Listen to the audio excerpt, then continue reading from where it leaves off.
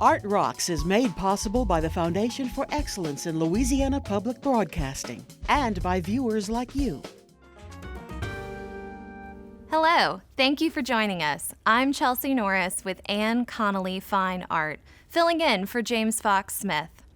We begin with a fine artist and instructor at the University of Louisiana at Lafayette.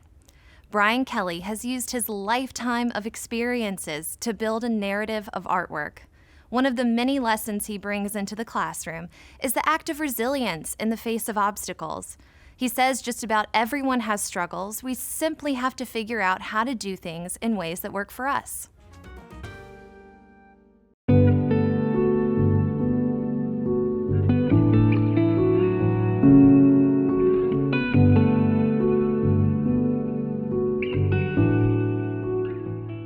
I'm a printmaker and I work in the 4 disciplines: woodcut, lithography, but also etching and silkscreen.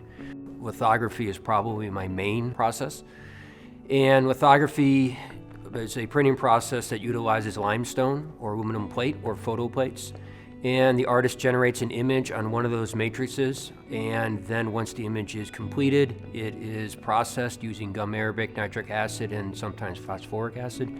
And then ink is applied to that surface, and then that ink is then transferred to paper. So it's a planographic printing process that really embraces drawing, draftsmanship, which is a core of what my work is about. And woodcut is a process in which you utilize a piece of wood or a piece of linoleum. A drawing is executed on that matrix, and then you use gouges to remove material. Material that's removed does not accept ink. Material that's left does accept ink. Silkscreen is a printing process that utilizes a mesh that is stretched onto a wooden frame, and you draw on that mesh. You can draw with screen filler or drawing fluid, or you can coat the screen with a photosensitive emulsion, and you can shoot to that screen a photographic image. Then once the images are processed, whether it's photo emulsion or whether it's screen filler or drawing fluid, there are areas that are stenciled or blocked out, areas that are open.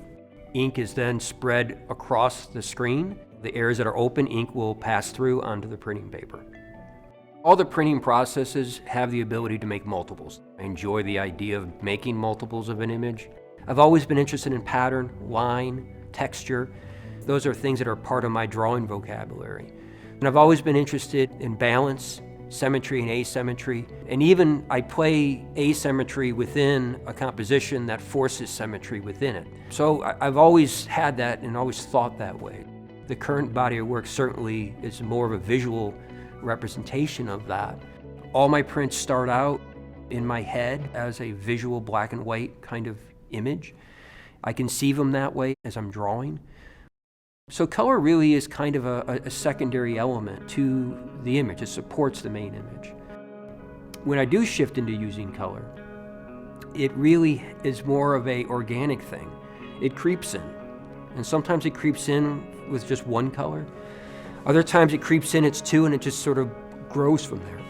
I didn't use a lot of color until I came down to Louisiana. When I was up in Illinois, it was really black and white. The color is very different here, and it's acidic. It's bright, it's saturated. My work is autobiographical. It's always been that way. My work is about my experiences, going all the way back to when I was a child and my earliest memories, all the way through current day. It's a reflection and documentation of all my experiences in the landscape, experiences between myself and other people. And sometimes the characters and the elements within the work take the form of animals, sometimes they take the forms of people.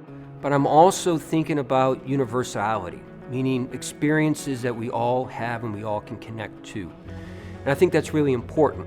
Will the viewer ever know my language completely or how I'm personifying something? Probably not. And that's okay. My personal experiences, although unique for me, they're similar to a lot of people. We all have early memories. We all have death in the family. We all go through struggles. We all have our favorite dog who passes away. I have dyslexia, and I have learning disabilities in comprehension and retention. When I was diagnosed, I was in first grade. Back then, if you were labeled learning disabled, you went to a special classroom for maybe the whole day or maybe a few hours until you went back to your classroom for the subjects that you were handling. So for me, I was removed from the class in the morning and I was gone a big part of the day. It would happen at about 9:30 and I would get up and I would walk out the classroom door into a hallway. And as I walked in the hallway, other kids would leave their classrooms and they would show up in the hallway and we would all walk to the special ed room. And this went through high school. One of the things that's always in the work, and it's connected to that, is borders, frames.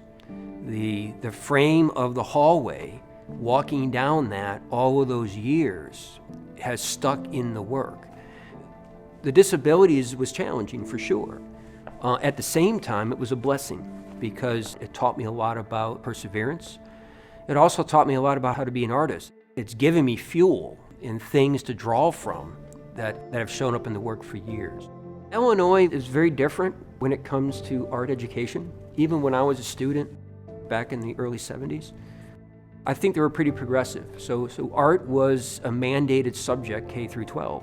I remember drawing in kindergarten, and I've drawn since. I always had a pencil, always had a marker, always had paper. The lithograph DeKalb Homecoming Candy Crow is about going back to Northern Illinois University. The print explores my memories of DeKalb. It explores my migrations from where I grew up outside Chicago, which was a very urban setting and environment for me, to the change of the environment in DeKalb, which is very rural farmland. It goes into thinking about my relationship to Louisiana, where I am currently living. The print is organized using elements that are from Louisiana, that are fueled by Louisiana, whether it's an alligator, whether it is a turtle, whether it's even the acidic colors that exist in this landscape. Other elements that are in are fueled by DeKalb. The birds, whether they're wrens or they're blackbirds, are indicative of that environment. The landscape, how it rolls and how it's a very different green than it is in Louisiana. The brown of the dirt that exists in the farmland that doesn't exist down here. The print Lamar Migration is a lithograph that is about my brother-in-law's pig farm in Illinois. My sister married a pig farmer. He was one of the largest pig farmers in Illinois.